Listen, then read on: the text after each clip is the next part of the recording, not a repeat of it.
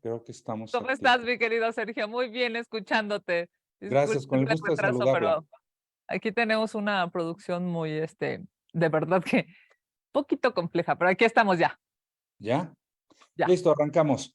Compañeras y compañeros de La Fuente, muchas gracias por acompañarnos en esta, la contramañanera de los lunes, con la senadora Kenia López Rabadán. Arrancamos con una participación de ella y posteriormente le daremos lectura a las preguntas que amablemente nos han hecho llegar. Senadora, tiene usted la palabra. Muy buenos días, muchas gracias. Buenos días, mi querido Sergio. Buenos días a quienes nos acompañan de los medios de comunicación y por supuesto también agradecer a quienes nos siguen en sus redes sociales, tanto en México como en Estados Unidos. Bienvenidas, bienvenidos a este Senado de la República, la Casa de la Oposición. Alrededor de Claudia Sheinbaum hay mentiras, cortinas de humo, falsedades, promesas incumplidas y ahora sabemos que plagió su tesis. Cada día que pasa y la UNAM no lo investiga, deja muy mal parada a nuestra casa de estudios. De las pocas cosas que la señora Sheinbaum tenía limpio era su expediente académico. Sin embargo, hoy está manchado por falta de integridad. La evidencia de plagio que se ha hecho pública sobre su tesis de licenciatura deja a la vista su falta de ética, lo cual debe ser investigado de inmediato por la UNAM, como sí lo hizo con la abanderada del frente. La señora Sheinbaum, pues es universitaria, todos lo sabemos, incluso lo publicita de manera insistente, pero hoy también sabemos que copió fragmentos completos de una investigación científica que le pertenecía a otra persona y la hizo pasar como suya. Según la guía rápida sobre plagio y derechos de autor de la UNAM, existe plagio, y quiero abrir comillas, cuando alguien presenta como suyo las ideas o el trabajo de alguien más de forma total o parcial, lo cual ha quedado pues ampliamente demostrado en el caso de Sheinbaum Pardo y obliga a la UNAM a investigar. Dicha guía establece que cuando existe presunción de plagio se debe acudir ante los tribunales universitarios para que se investigue, se demuestre y se castigue por lo que es necesario y urgente, que así como de manera expedita las autoridades universitarias exigieron al Comité de Ética de la UNAM se investigara el informe de titulación presentado por la representante nacional del Frente, pues también lo hagan con la tesis de licenciatura de la señora Sheinbaum. El 18 de septiembre hubo señalamientos sobre un supuesto plagio de la representante nacional del Frente y tan solo 2 días después, la UNAM informa el 20 de septiembre a las 14:50 horas que ante las recientes publicaciones en medios de comunicación y redes sociales, el rector Enrique Graue pidió al director de la Facultad de Ingeniería se turnara el asunto al Comité de Ética. Ahora, desde el día 22 de septiembre, esto es, ya tiene 10 días que se hizo público el presunto plagio de Claudia Sheinbaum en medios de comunicación y en redes sociales, la UNAM aún no ha solicitado a la Facultad de Ciencias ni al Comité de Ética que aborde la falta de integridad y honestidad académica de la señora Sheinbaum. Pues, ¿qué pasó en la UNAM? ¿Por qué? Para la representante del Frente solamente se tardaron 2 días y hoy para la señora de este movimiento oficialista llevan 10 días y aún no han empezado a investigar. Como universitaria de nuestra máxima casa de estudios y como senadora, le solicito respetuosamente al rector Enrique Graue Wichers mida con la misma vara y envíe al Comité de Ética la tesis de la señora Claudia Sheinbaum Pardo para que los mexicanos puedan saber con exactitud el tamaño de su plagio. No es a través de largos tweets como los que ha hecho la señora Sheinbaum con lo que se debe aclarar o más bien justificar el plagio de su tesis. Ya sabemos que en Morena les gusta mentir y, por ejemplo, pues ahí están las más o menos 2 horas en promedio que López Obrador ocupa todos los días desde las mañaneras para mentir. Por cierto, en promedio miente o hace afirmaciones no comprobables en 103 ocasiones. La opacidad, el engaño, la simulación y la falta de resultados son el sello distintivo de los funcionarios de la 4T y Sheinbaum no es de excepción. Dejó hecho un caos a la Ciudad de México abandonó por completo los problemas que más afectan a los capitalinos. No hay seguridad, no hay un sistema de transporte digno y la corrupción tras los contratos a modo demuestran que ha sido una pésima servidora pública. Cada día que pasa se deja al descubierto la falta de calidad moral y ética del aspirante presidencial de Morena. No es capaz de aceptar el plagio de su tesis, como tampoco ha sido capaz de aceptar su responsabilidad en la tragedia de la línea 12 y en la tragedia del colegio Repsamen. Cierro diciendo, la UNAM debe investigar el plagio de la señora Sheinbaum. Muchas gracias. Vamos a sus preguntas. Serge, tienes gracias. Gracias. Muchas gracias, senadora. Arrancamos con la pregunta. La primera es de Karina Aguilar. Le preguntan, en el actual sexenio se han encontrado más de 2,800 fosas clandestinas, en promedio una por día.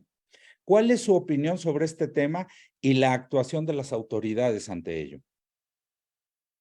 Sí, leí tu nota, Karina. Bueno, leí la nota del periódico. A ver, me parece que es necesario, primero que nada, decir que hay una crisis forense en este gobierno de López Obrador. No hay presupuesto para que tengamos, pues, certeza de qué está pasando con las personas que son encontradas, con los restos humanos de las personas que son encontradas. El gobierno, yo diría, lamentablemente renunció a su obligación de búsqueda. Hoy, quienes buscan a sus hijos, a sus familiares, son las propias madres, con sus propias manos y con sus propias herramientas. Es claro que, pues, en este periodo que está en marcha en el espacio legislativo, estamos obligados a exigir más recursos. Y también estamos obligados a exigirle a López Obrador que no desaparezca a los desaparecidos. Esto que intentan hacer desde el gobierno de manipular las cifras de las personas desaparecidas es algo terrible, porque invisibiliza, borra a las personas desaparecidas y revictimiza a sus familias. Gracias, senadora. Carlos Guzmán le pregunta sobre el tema de lo acontecido en Chiapas, tanto con la muerte de migrantes cubanos en un accidente y la incursión del cártel de Sinaloa en frontera con Malapa. ¿Sería que en definitiva, perdón, al igual que en Zacatecas, Sinaloa, Michoacán, Chiapas ya es el cuarto estado fallido del país? Más aún con la aparición esta mañana de mantas donde supuestamente los mismos chapitos prohíben, ante el vacío del Estado mexicano, la elaboración de fentanilo. Bueno, primero que decir que sí, es lamentable lo que se está sufriendo en Chiapas. Es una tragedia. Y es una tragedia generada desde el gobierno federal, que por cierto atraviesa a todo el país.